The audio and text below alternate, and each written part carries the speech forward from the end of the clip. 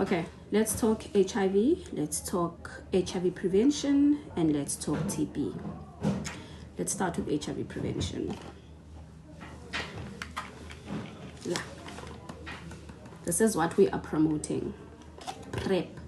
PrEP is a prophylaxis so that you don't contract HIV.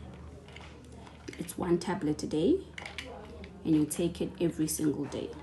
The first 7 days of your first initiation, serum levels in your blood aren't that high enough to protect you, so we will always preach dual. You use your PrEP and you use a barrier contraceptive.